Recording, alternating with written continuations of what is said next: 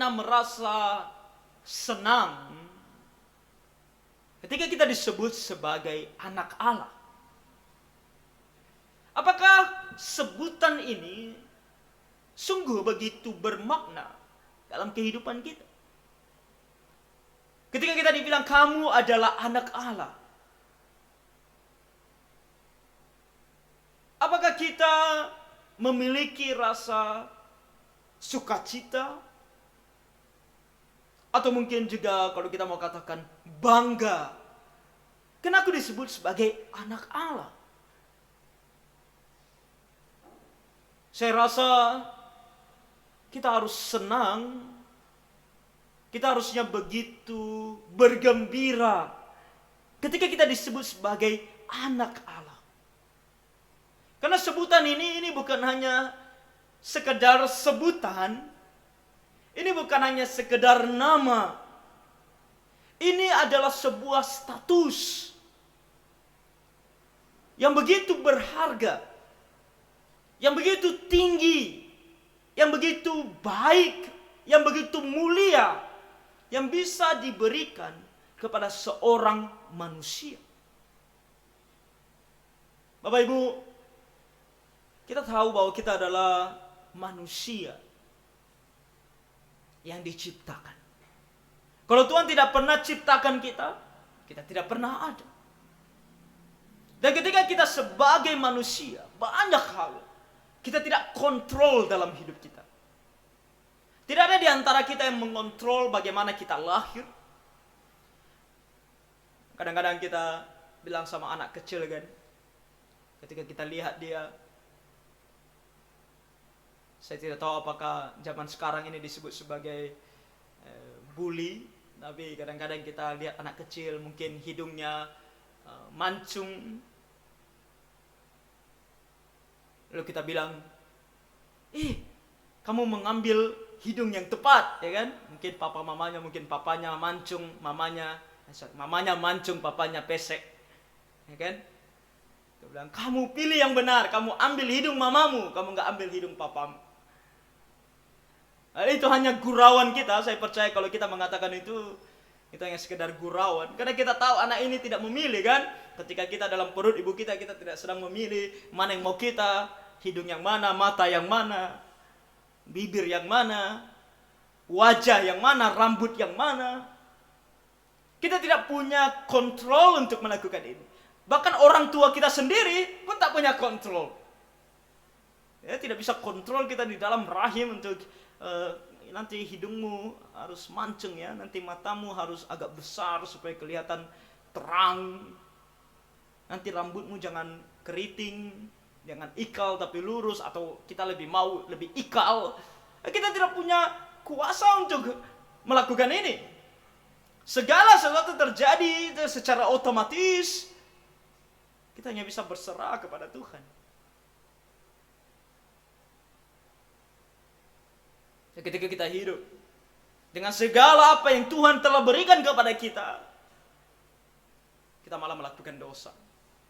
Dari kecil kita melakukan dosa. Dari kecil sudah kita tunjukkan betapa keras kepalanya kita.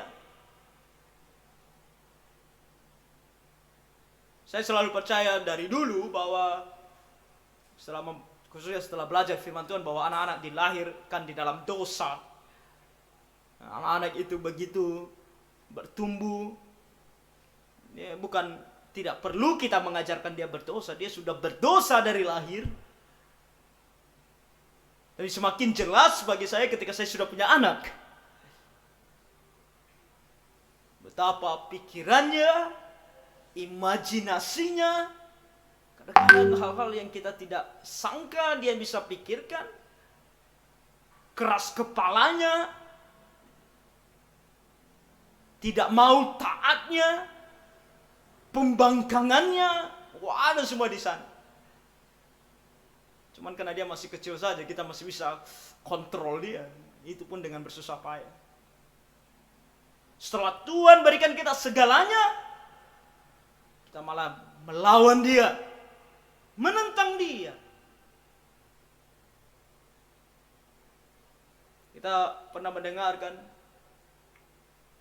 kalau ada peliharaan yang menggigit tangan yang memberikan dia makan.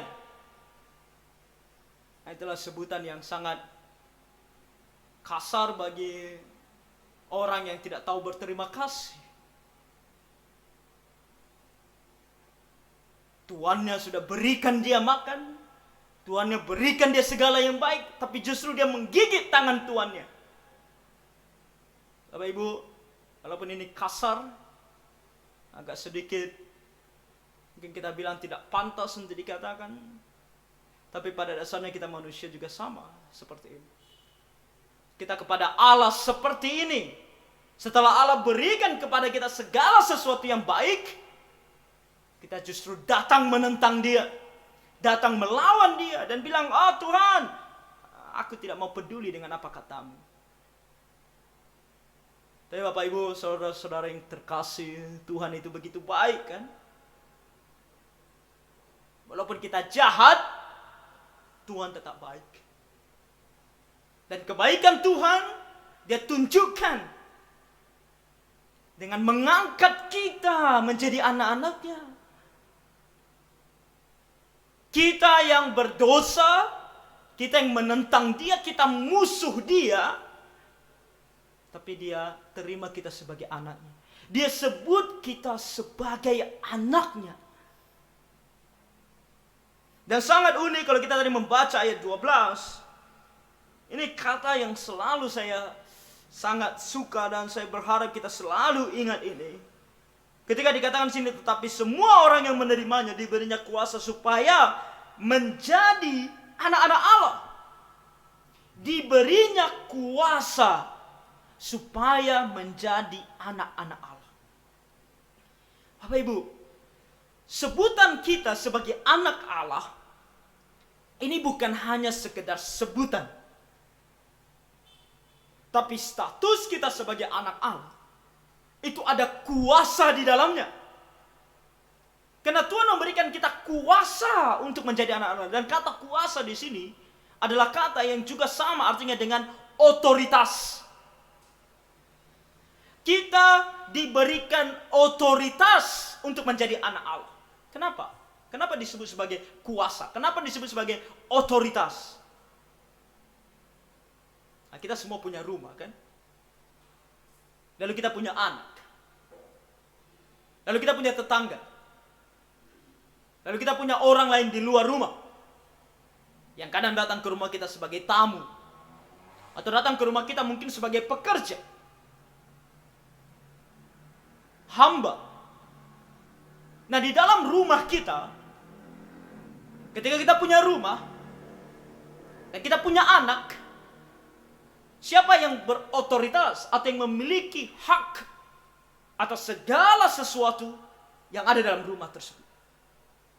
Tentu kita sebagai orang tua dan anak-anak kita. Mereka juga memiliki otoritas terhadap rumah itu. Karena mereka adalah ahli waris akan rumah itu. Sementara tetangga tak punya hak.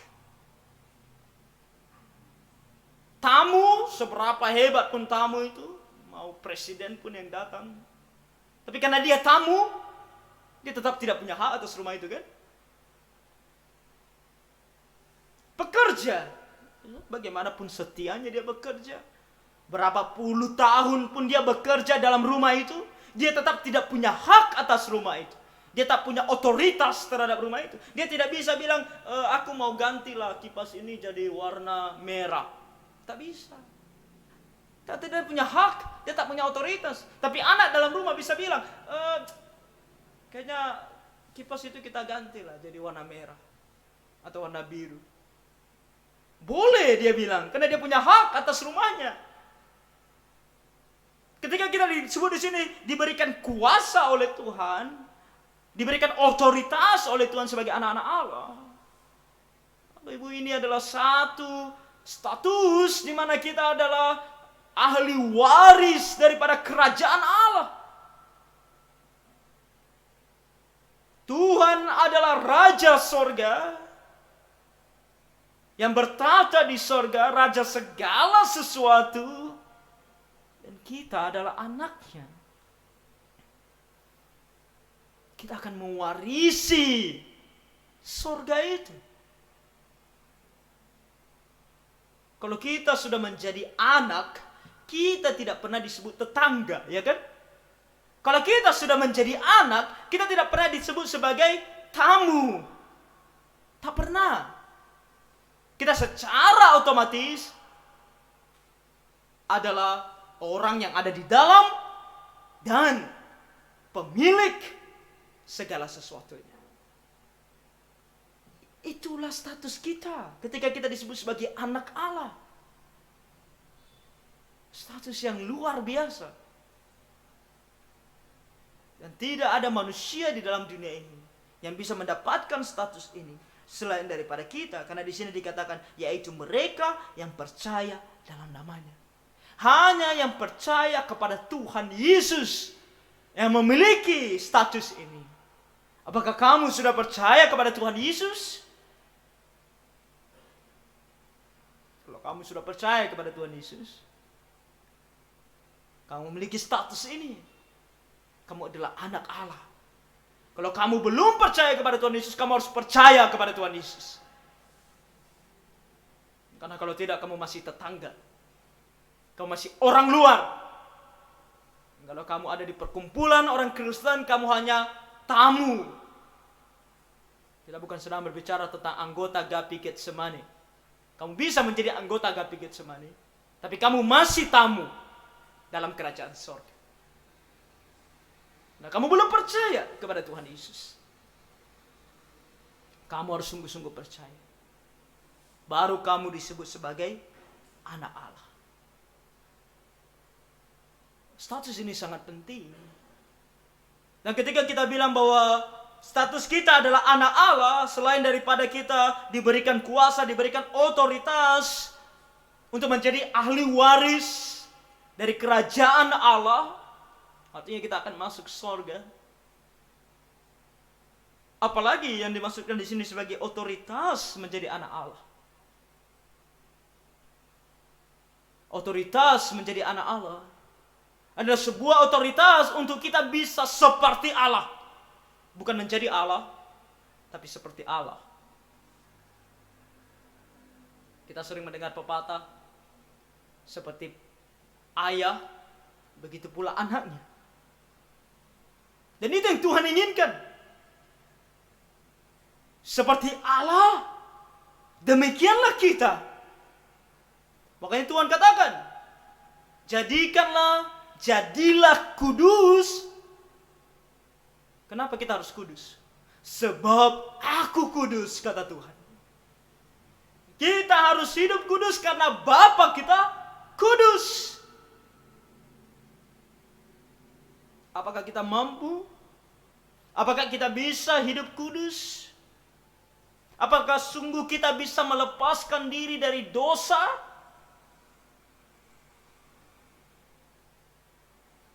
Kita mungkin memiliki dosa dalam hidup kita yang sangat sulit kita lepas. Karena di dalamnya ada ketergantungan kedagingan kita.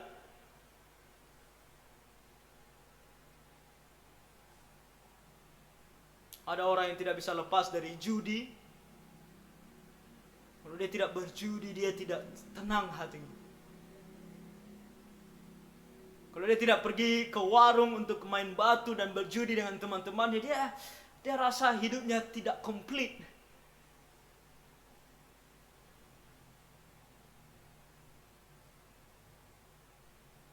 Kalau dia tidak main togel, dia penasaran terus.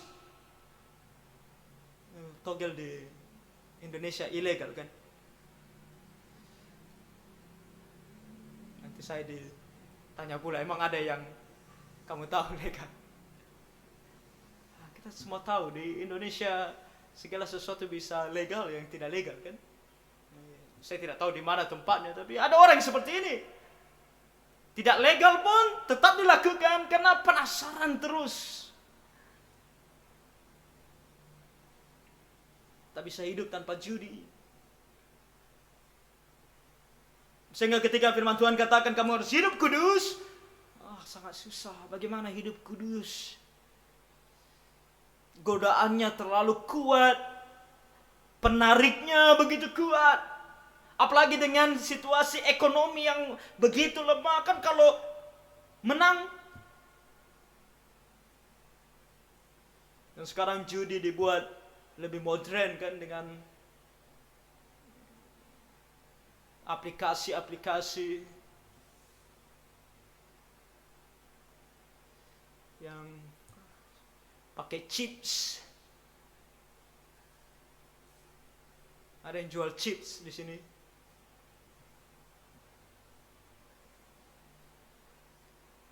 Dengan cara berjudi seperti katanya jual beli saham, padahal bukan. Pada waktu yang lalu saya berbicara dengan seseorang, karena dia memposting, saya tahu dia seorang Kristen, tapi dia memposting bahwa dia baru mendapatkan hasil dari binomo. Jadi saya pergi coba cari tahu, pelajari binomo itu seperti apa. Binomo itu murni bisnis jual beli saham, atau binomo itu adalah judi. Dan yang saya temukan adalah singkatnya binomo adalah judi. Kenapa? Karena dia menggunakan ada istilahnya, saya sedikit lupa apa istilahnya.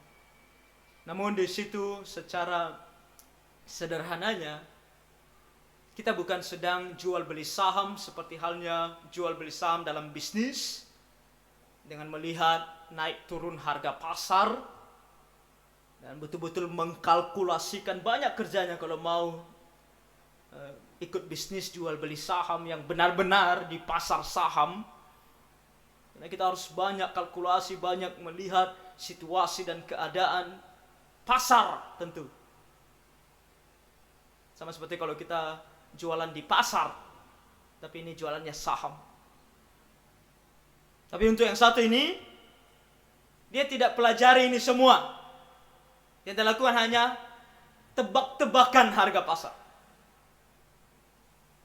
Kalau tebakannya bagus, dia untung. Kalau tebakannya tidak benar, dia rugi. Pekerjaan yang main tebak-tebakan seperti ini tidak lain dan tidak bukan adalah judi.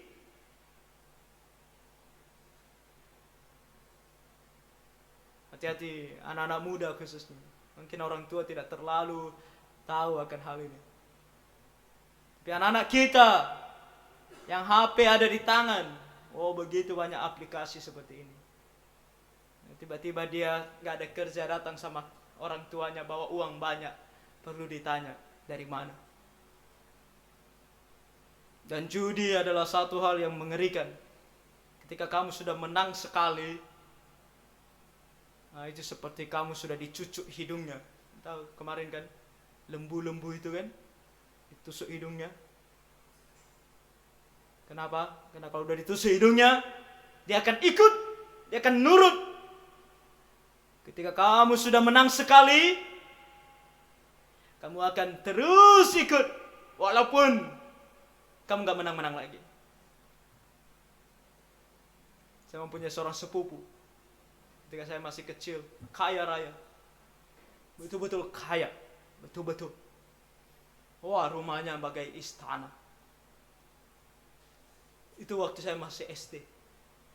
Ketika saya SMA, saya dengar dia di kota lain, miskin, semiskin-miskin. Gara-gara apa? Judi. Usaha keras dari mereka selama ini membuka bengkel motor yang begitu besar, habis, tak bersisa, bahkan berhutang banyak. Harus lari mereka dari kota itu ke kota lain. Saking banyaknya hutang. Hanya ada satu masalahnya, judi. Nah, udah menang sekali, terus coba lagi, penasaran terus. Tak bisa lari dari ini. Tapi apakah kita orang Kristen bisa? Bisa. Karena kita diberikan otoritas. Kita diberikan kuasa untuk menjadi anak Allah, untuk menjadi seperti Allah. Kita bisa. Kalau kita selalu menyadari bahwa kita adalah anak Allah dan hidup sebagai anak Allah.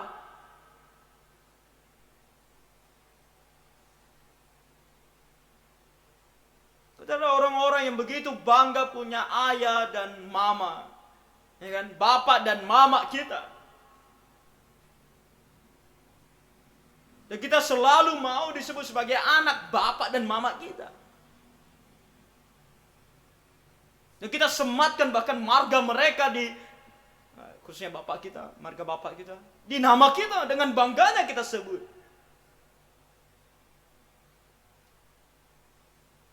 Tapi dalam hal tersebut kita juga sadar kan, kalau anak kita mempermalukan kita di luar sana, mempermalukan orang tuanya.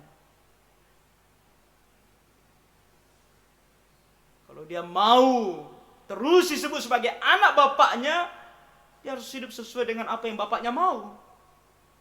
Nah, baru dia anak bapak. Itu dengan kita. Kita harus hidup sebagai anak Allah selalu. Menyadari bahwa kita ini adalah anak Allah. Maka hidup kita harus seperti anak Allah. Hal ini sangat penting bagi kita untuk sadari, Bapak Ibu. Karena kalau tidak, kalau kita nggak sadari status kita sebagai anak Allah, kalau kita sudah percaya kepada Tuhan Yesus, atau kalau kita tidak memiliki status ini, kita dalam bahaya besar. Karena tadi kalau kita lihat di ayat-ayat sebelumnya bagaimana ketika Tuhan Yesus sudah datang ke dalam dunia, ada seorang yang bernama Yohanes, dia diutus oleh Allah untuk mengabarkan bahwa Yesus adalah terang ini. Yohanes bukan terang itu, tapi Tuhan Yesus adalah terang itu yang memberikan hidup itu, yang membuat orang menjadi anak Allah.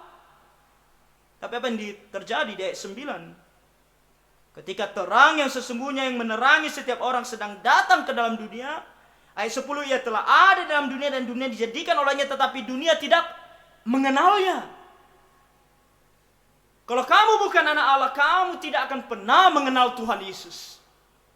Dan kalau kamu adalah anak Allah, tapi kamu tidak mau hidup sebagai anak Allah, maka hidupmu akan begitu jauh daripada Tuhan Yesus. Dan lebih parahnya, dikatakan di ayat 11, ia datang kepada milik kepunyaannya, tapi orang-orang kepunyaannya itu tidak menerimanya. Konteks Yohanes berbicara di sini adalah kepada orang Yahudi. Orang Yahudi adalah umat Allah. Tuhan Yesus datang kepada orang Yahudi yang adalah umatnya, tapi umatnya ini tidak mau dia. Menolak dia. Dalam konteks yang sama, hati-hati Bapak Ibu, karena kekristenan juga seperti ini. Tidak ada kita lebih hebat daripada orang Yahudi. Kalau orang Yahudi bisa, ketika Tuhan Yesus datang, mereka menolak Tuhan Yesus. Sama halnya dengan orang Kristen. Orang Kristen bisa menolak Tuhan Yesus. Orang Kristen. Gereja. Kita bisa menolak Tuhan Yesus. Kita bisa tidak mengenal Tuhan Yesus. Dan Tuhan Yesus sendiri mengatakannya.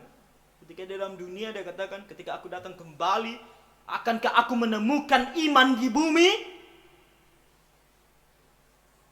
Saya percaya ketika Tuhan Yesus datang kembali, gereja masih ada tentu. Agama Kristen belum punah dari dunia ini. Tapi Tuhan Yesus bertanya, akankah, adakah aku temukan iman di bumi?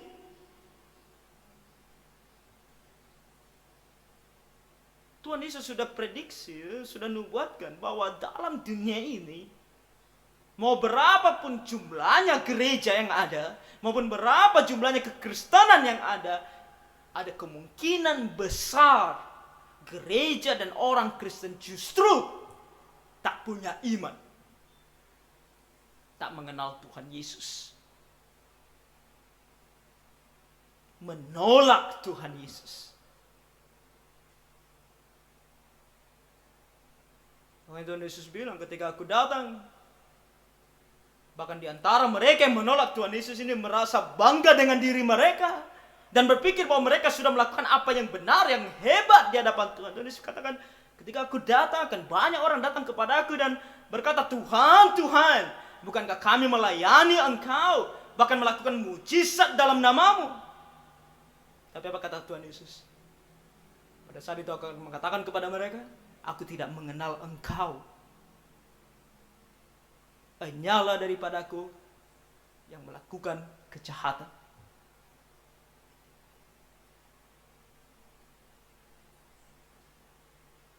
Makanya dalam kata-kata Rasul dikatakan bahwa mereka beribadah tapi tidak mau menerima atau menolak kuasa daripadanya.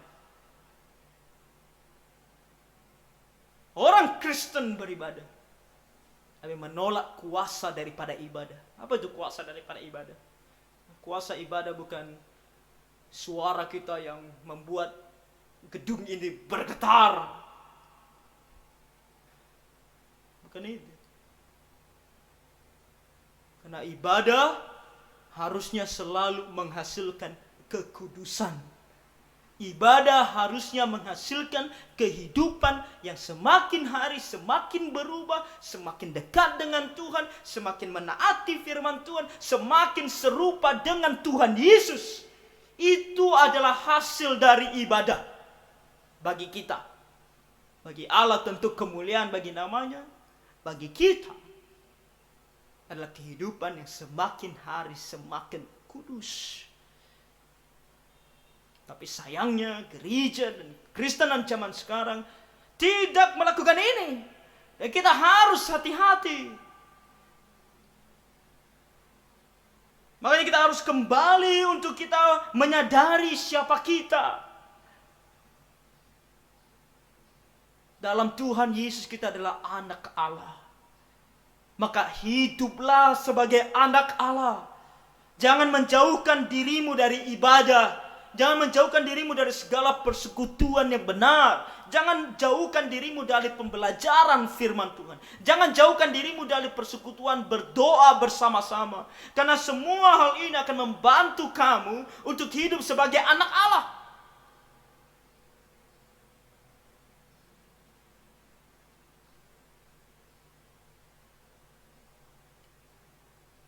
Hanya ini yang bisa menolong kita. Untuk kita selalu diingatkan. Untuk kita selalu dibantu bahwa aku adalah anak Allah. Aku harus hidup begini dan begini dan begini. Supaya ketika Tuhan Yesus datang, dia akan datang kedua kali. Aku didapati sebagai anaknya. Dan aku betul mengenal dia. Dan dia mengenal aku sebagai anaknya. Aku tidak menolak dia seperti orang Yahudi dahulu menolak dia. Aku sungguh adalah orang Kristen yang betul-betul mengenal dia. Bapak Ibu, apakah kita mengenal Allah? Apakah kita sungguh mengenal Tuhan Yesus?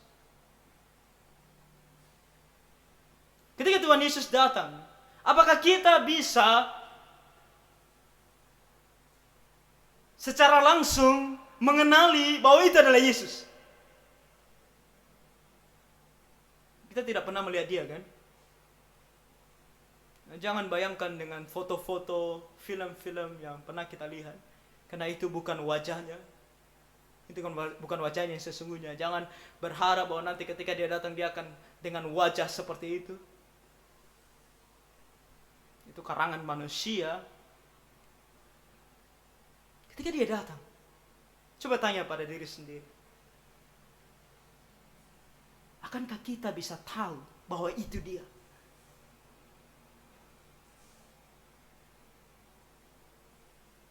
Atau jangan-jangan dia bukan. Atau bahkan tidak sadar sama sekali bahwa dia sudah datang. Dari mana kita tahu? Dari mana kita tahu kalau itu dia? Dari mana kita tahu kalau dia sudah datang atau belum? Dengan kita belajar Alkitab, belajar firman-Nya, dan sungguh-sungguh merenungkan firman-Nya dalam hidup kita siang dan malam. Dan Ketika dia datang, kita akan tahu dia datang. Kita akan tahu secara otomatis. Sama seperti Cira, anak saya. Semalam mamanya ke gereja karena mereka kelas persiapan untuk sekolah minggu. Kami dalam rumah, bahkan kami sedang di dapur waktu mamanya datang. Tapi mamanya datang naik motor. Dia gini kan sama saya, hah? Mama? Dia tidak lihat, pintu tertutup. Dia hanya dengar suaranya. Tapi dia tahu, itu mamanya. Begitu juga kalau saya datang, mamanya sering cerita. Mereka sedang di kamar ketika saya datang. Dia akan berhenti sejenak. Papa. Dia tahu saya datang. Walaupun dia belum lihat. Ada satu ikatan batin yang tidak bisa diputuskan dan tidak bisa diganggu. Dia akan tahu siapa bapaknya, dia akan tahu siapa mamanya karena dia tahu orang tuanya. Kalau kita adalah anak Allah dan hidup sebagai anak Allah dan kita memiliki hubungan dengan Allah yang begitu erat, maka kita akan tahu. Kita tidak akan melewatkan momen itu. Ketika Tuhan datang, kita tidak akan lewatkan momen itu. Kita akan rasakan. Kenapa banyak orang dalam dunia ini tertipu? Khususnya mengenai Tuhan Yesus. Cari saja di Google. Banyak sekali Yesus palsu. Banyak sekali. Banyak sekali Yesus palsu. Dan banyak sekali yang tertipu. Banyak sekali yang ikut. Salah satu beberapa waktu yang lalu ada seorang anak muda. Saya pikir dia sangat-sangat mau belajar firman Tuhan. Dia dari kota lain. Dia WA saya secara pribadi. Banyak pertanyaan yang saya jawab. Ujung-ujungnya dia perkenalkan sama saya gereja Tuhan yang Maha Kuasa. Dan ternyata dia adalah bagian dari gereja itu. Tahu gereja Tuhan yang Maha Kuasa? Yang beberapa waktu lalu saya pernah sampaikan kepada kita bahwa itu adalah gereja yang dimana mereka percaya kepada Yesus yang sudah datang. Jadi ada Yesus palsu, karena Yesus yang datang itu datangnya di Tiongkok dan dia adalah perempuan. Ini saja sebenarnya kedengaran sudah sangat-sangat jelas kan.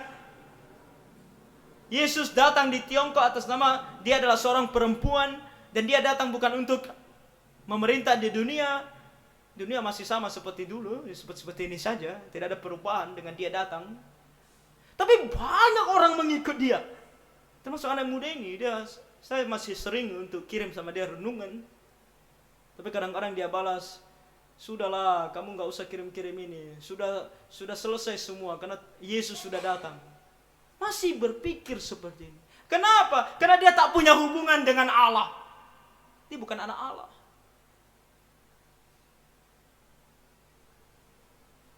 Kalau kita mau, kita tidak tertipu. Apalagi dengan hamba-hamba Tuhan yang mengaku hamba Tuhan. Datang seperti malaikat terang. Dekatkan diri kita kepada Tuhan. Sungguh-sungguh hiduplah sebagai anak Allah. Supaya ketika dia datang, atau siapa dia, kita ini betul-betul tahu. Kita tidak mudah diombang-ambingkan. Karena firman itu telah menjadi manusia, dikatakan di ayat 14. Dan diam di antara kita, dan kita telah melihat kemuliaan, yaitu kemuliaan yang diberikan kepadanya sebagai anak tunggal Bapa penuh kasih karunia dan kebenaran. Kita perlu mengenal dia, bahkan mengenal dia dengan lebih pribadi, lebih dalam, lebih jauh. Karena dia ayat 18.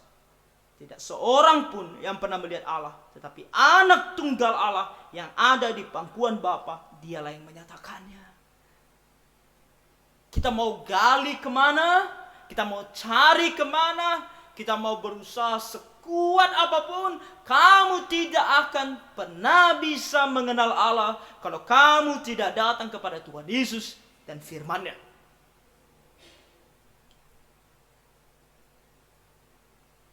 Kita anak Allah. Kita mau disebut anak Allah. Kita mau memiliki status sebagai anak Allah. Nah, status ini memberikan kita kerajaan surga. Bisa membuat kita hidup benar di hadapan Tuhan. Tapi status ini bukan hanya status di mulut saja. Status ini harus sungguh-sungguh kita hidupi.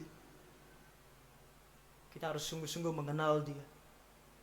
Kita harus sungguh-sungguh memiliki persekutuan yang erat dengan Dia. Kita harus sungguh-sungguh mendekatkan diri kepada Dia. Agar sungguh kita ini mengenal Dia. Tahu siapa Dia. Dan ketika Dia datang segera. Kita bisa bertemu dengan Dia dengan penuh sukacita. Bapak Ibu, baca kitab Wahyu. Dan di sana diberitahukan kepada kita, ketika Tuhan Yesus datang dengan segala kemuliaannya pun,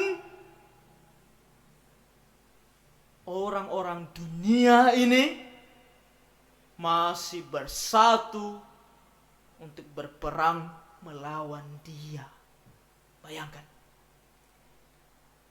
Padahal Dia sudah datang dengan segala kemuliaannya. Tapi orang dunia masih pergi melawan Dia. Begitulah buruknya manusia kalau tidak sungguh-sungguh adalah anak Allah.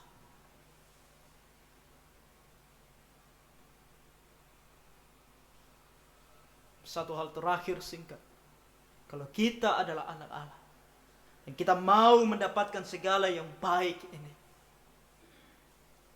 maka kita juga mau anak-anak kita adalah anak Allah. Saudara-saudara kita adalah anak Allah. Keluarga kita adalah anak Allah. Dia Yohanes Pembaptis. Dia adalah anak Allah.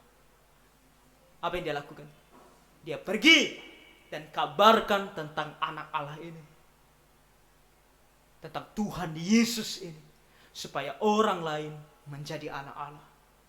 Calvin mengatakan, anak Allah datang ke dalam dunia menjadi anak manusia. Supaya anak-anak manusia ini menjadi anak-anak Allah.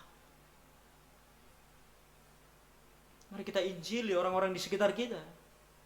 Dan bahkan kalau kita bilang mereka sudah Kristen, bukan berarti kita tidak injili mereka. Kita perlu injili mereka. Sama seperti orang Yahudi. Orang Yahudi kan harusnya mengenal Tuhan kan, tapi menolak Tuhan. Dan banyak orang Kristen yang menolak Tuhan. Lihat saja dari cara hidup mereka. Kalau mereka sudah tidak merasa salah, mereka tidak ibadah, itu satu tanda. Jangan-jangan mereka bukan anak Allah. Bagaimana anak Allah bisa begitu senang tanpa rasa bersalah tidak ketemu dengan bapaknya? Kita saja walaupun sudah tua, kangen juga kampung halaman. Kangen juga ketemu orang tua. Tapi ada orang mengaku Kristen, tapi tak ada hati untuk beribadah. Minggu demi minggu lewat begitu saja dan tidak ada perasaan bersalah, tidak ada perasaan sedih. Orang itu walaupun Kristen, walaupun sudah dibaptis, walaupun sudah di sini, perlu untuk diinjili. Injili dia supaya dia sungguh mengenal Allah. Dan Tuhan menolong kita semua.